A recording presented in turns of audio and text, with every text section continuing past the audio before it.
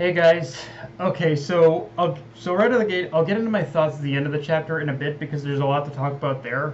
However, first, can we just appreciate how brilliantly Horikoshi not only handled the character dynamics in this chapter, but also within the same chapter beautifully set up the motivations and reasoning behind Class A's confrontation with Izuku in the present, and showing just as well in this chapter how and why Class A as a collective is just as important as them individually. Because first off, obviously Bakugo being the one who knows Izuku, All Might knows Izuku the best, who knows All Might the best, who basically knows how basically their pretty much minds work.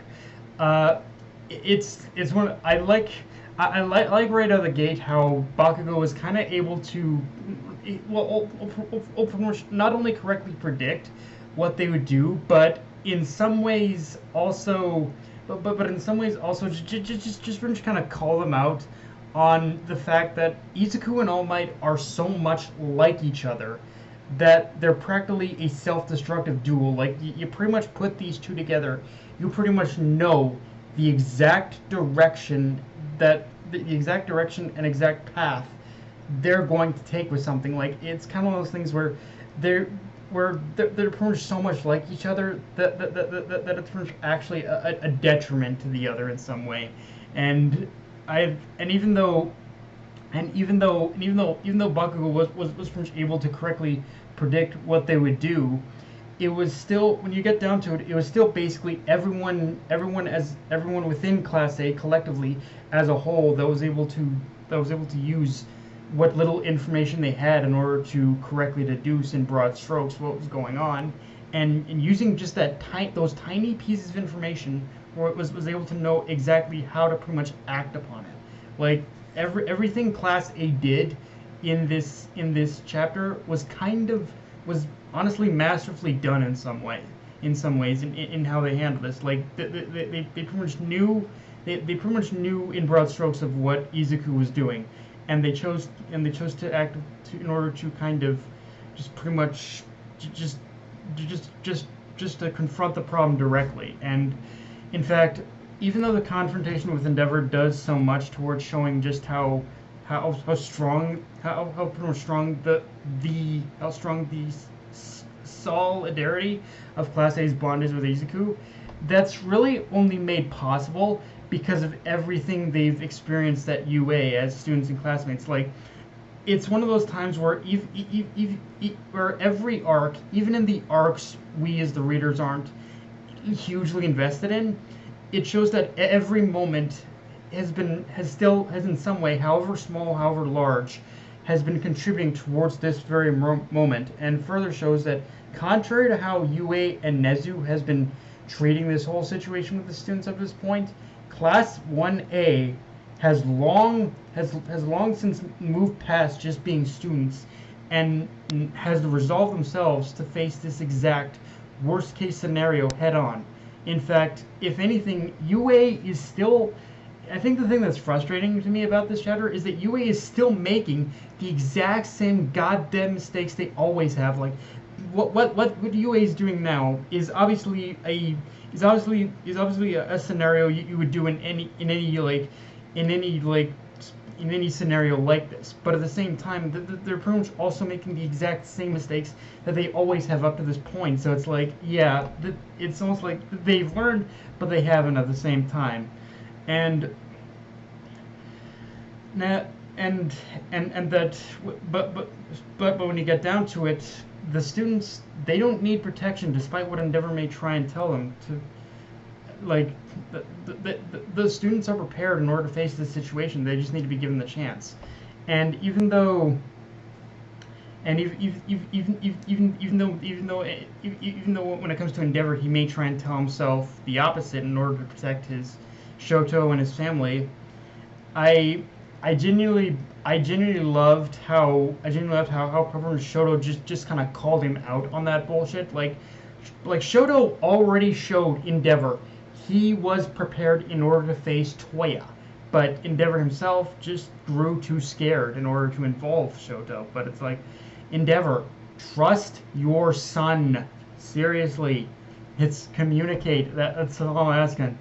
Uh, and but yeah, despite Endeavor's just never trying to convince himself to the contrary, this this chapter kind of really dove into that contrast of showing how frightened even someone like Endeavor is compared to every single one in Class A and maybe even a lot of people in Class B as well, even though we haven't seen them yet. Like these students are resolved to fight. Izuku isn't the only one who's just resolved. Everyone is. And now let's talk now.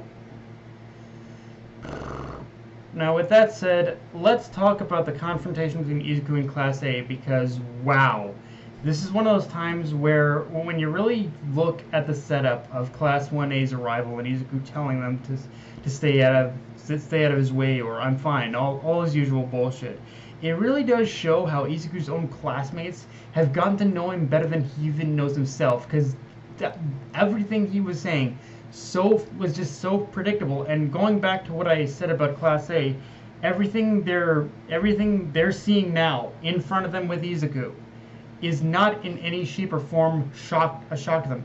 Everyone, especially Bakugo and Uraraka, knew instantaneously what they would find the very moment they saw Izuku again. Like it was practically everything they saw upon arrival was practically an expectation at this point.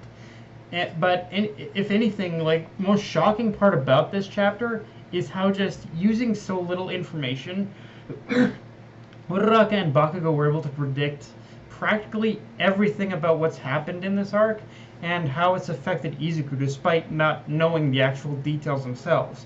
Again, kind of feeding into the idea that despite all the secrets Izuku's kept from them, the one thing Izuku completely underestimated about his friends is just how much they understand him and just kind of how easy a book he is to read.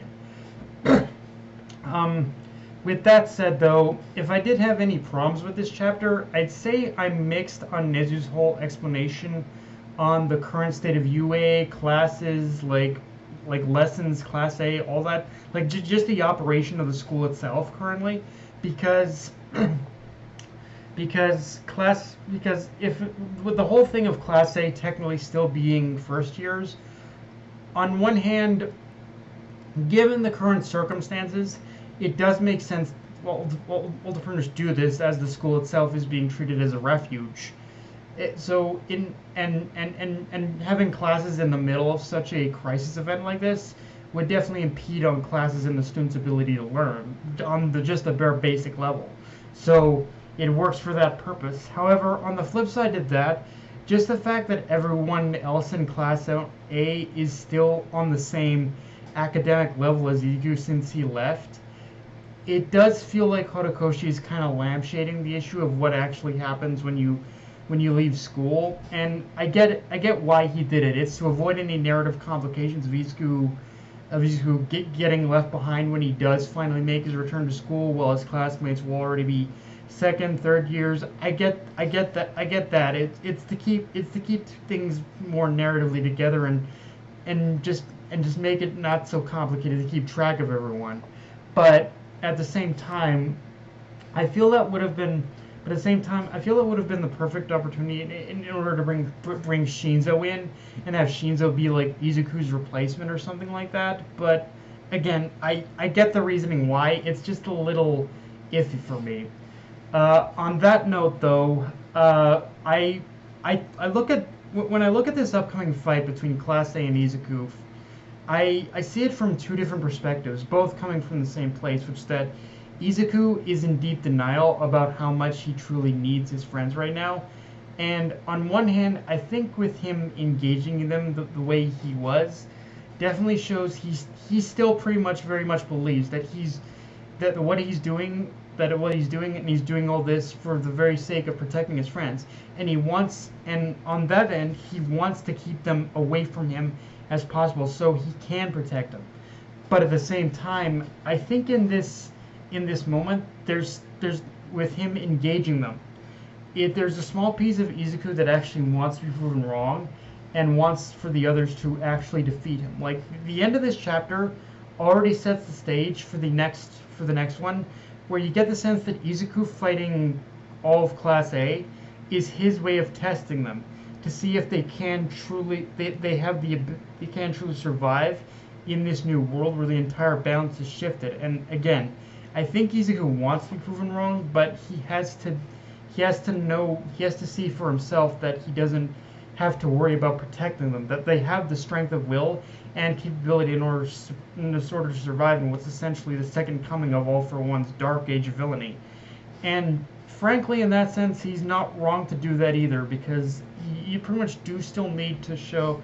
I think Class A still does need to show that Class 1A does still need to see like the kind of reality of what Izuku is facing, I think, as well. So but guys, that's pretty much all I got for this review. If you enjoyed the video, like, comment, subscribe. I'm on Twitter, Analyst Crunchyroll. Be sure to hit the notification bell, hit the subscribe button, and just share this video around, guys. Death Knight of Anime, signing off. Later.